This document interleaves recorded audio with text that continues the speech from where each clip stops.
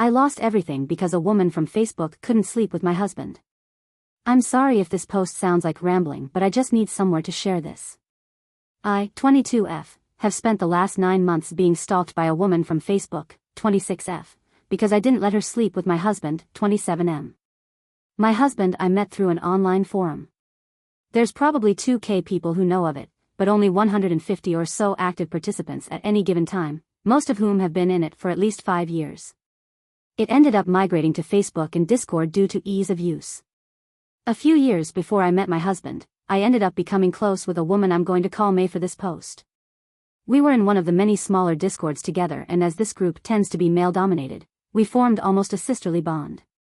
We spoke every day for years and shared absolutely everything with each other, including very personal traumas. There was a point where I was even on her mom's AT&T account despite never having hung out with her in person.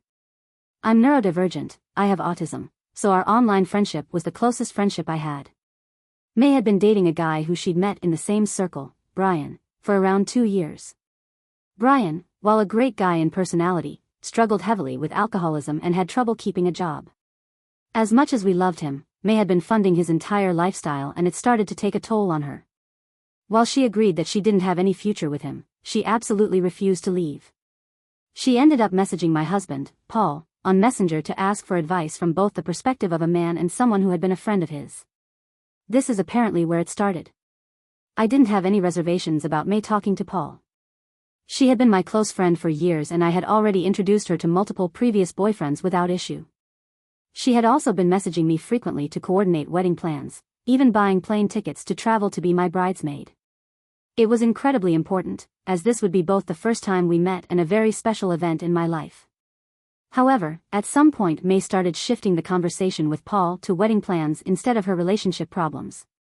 Instead of making travel plans with me, she started repeatedly asking that my husband arrange everything because I was too stressed with the rest of the wedding.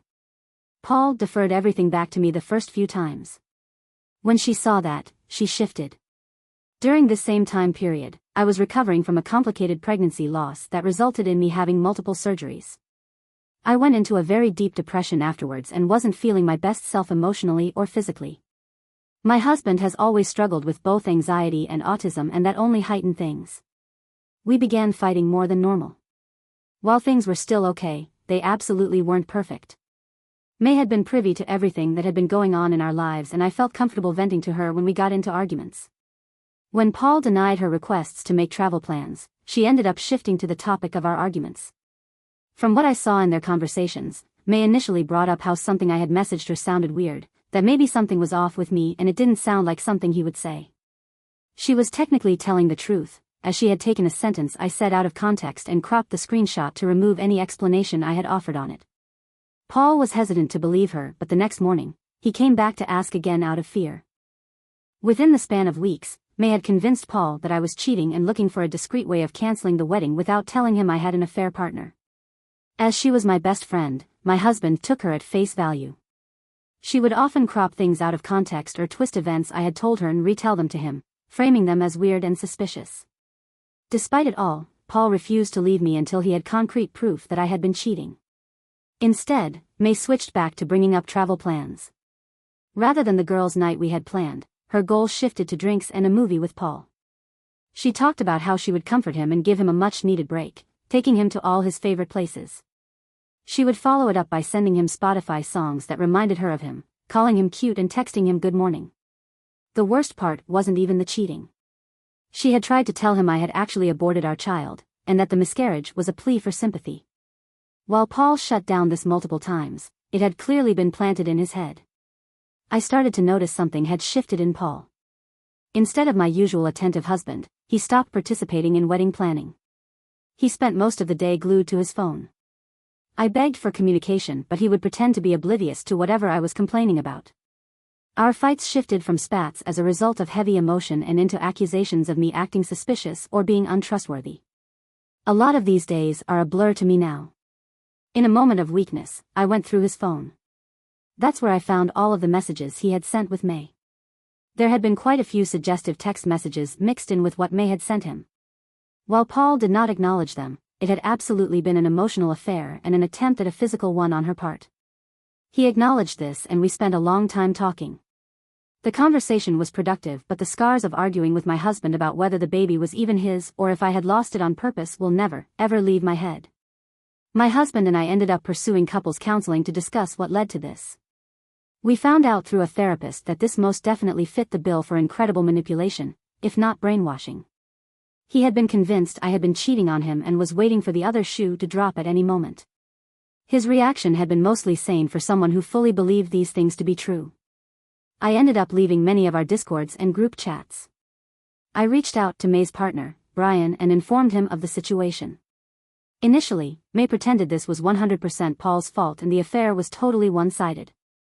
However, as soon as I messaged Brian, the conversation changed. May sent me multiple long paragraphs detailing how I should commit suicide and I was a compulsive liar, making up things that never happened. Brian responded with hostility, insisting I had been the one who cheated.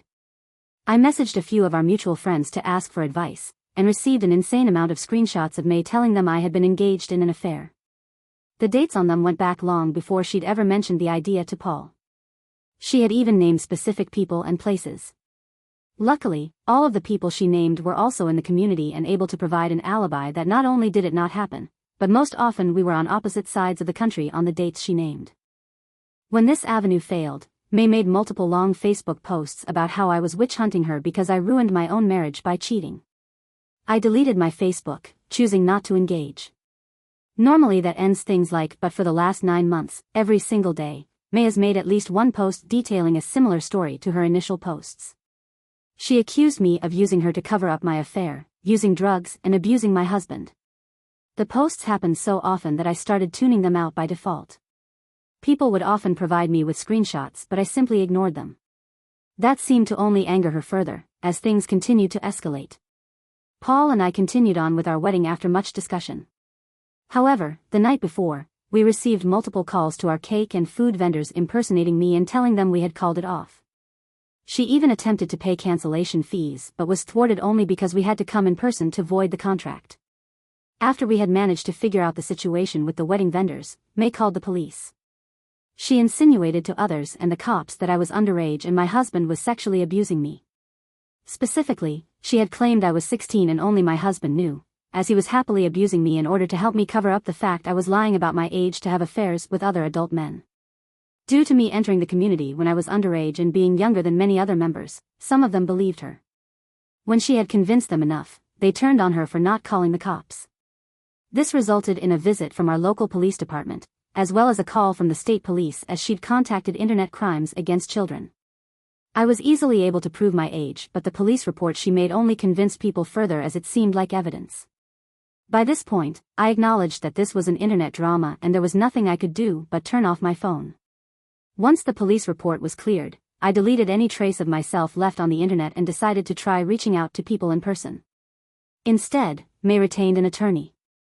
She alleged that I had doxed her online and that people had shown up to her home, threatening her as a result. With her new attorney in tow, she emailed both my job and the college I was attending telling them that I was being charged with harassment. I study nursing and I work with children who have developmental disabilities. In my state, you can't work or attend school for either of these things if you possess a criminal record. Any kind of allegation of this sort is incredibly serious and enough to get you expelled. I had to file my own police report and pleaded with both institutions to believe me. While the police were unable to do anything, as May lived in another state and it was out of the jurisdiction, I was able to provide a police report I had made about her to both and get my name cleared. However, the continued calls to my workplace meant that I was asked to quit for the safety of the children. Losing my job broke me. My profession was my passion and I struggled to find meaningful work due to my autism.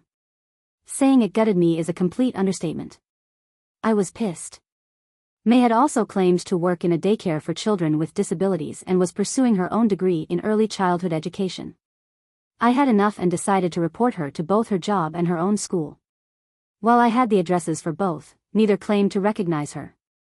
I ended up spending an entire weekend calling around to different agencies and universities within 4 hours of her address. None had ever heard of her. In the state she lives in, educators and people working with children have to sign up for a registry. She had never been entered into it. I looked back through our conversation and found that May's story of what she did changed often. Particularly, I noticed that when I entered my field, May had changed from working in a Montessori school to working with children with disabilities. Before, she had claimed to be studying biology and shifted it to childhood education when I expressed that I was considering the same field. The more I read, the more I noticed the same pattern of behavior. When I mentioned a band, May would parrot having interests in the same things. If I had a hobby, she would slowly start telling others she was even better than me at the same activity. After a week of obsessing over it, I realized May had never even told me one thing she was interested in that I hadn't brought up first. We had been friends for years and I couldn't name a single personality trait, interest or hobby that was unique to her.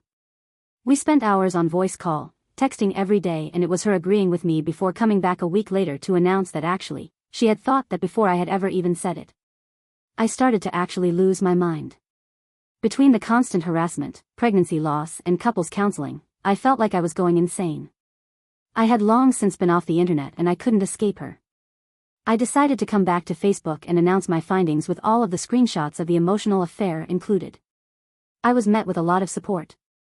A few other women would come out, sharing that May had done similar things to their partners or had been catty to them in the past. Our mutual friends would thank me for sharing and ask what they could do to help this stop. I don't think I've ever felt so supported in my life, but none of the support stopped her. Within a week of reactivating my Facebook, I had another woman making posts about me. We had been in the same community, but she rarely was active, so I was not well acquainted with her. She made 10 or so posts mostly insulting my appearance and repeating similar phrases to May. She thanked God that my child was dead because there was no need for more of my genetics on this planet. While I had too much going on to pay proper attention to her, and she had me blocked, it was relayed to me that her own husband had admitted to cheating but wouldn't admit with who. An anonymous account reached out to her, claiming to be me and that I was the affair partner. Doubly, I started receiving calls and texts to my phone number, often from men claiming they'd spoke with me on hookup sites and that I was looking to share photos and meet up. I felt I had little left at this point.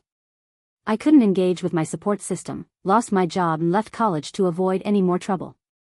I spent much of my time locked in the house and forced to clean to try not to think about it.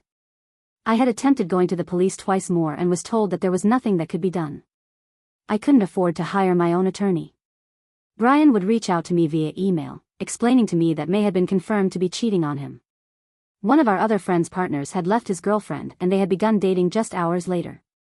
When he refused to give her attention after she messaged his mother and childhood friends calling him a drug addict, she attempted to report him for revenge porn. As vindicated as I was that this was not a unique experience, it had been 9 months since I confronted Paul about the text messages and they had never once slowed. No matter how much or little attention I gave her, it kept going. I wish I had a concrete way to end this, but unfortunately May has made 2 separate posts about me today. I am lost on what more there is to do. Without a job, I can't hire a lawyer, and even then, it's hard to do with us living in different states. I feel so isolated and cut off from the world. My marriage will likely dissolve as a result of the strain this has put on our trust, regardless of therapy. I'm not sure what there is left to do.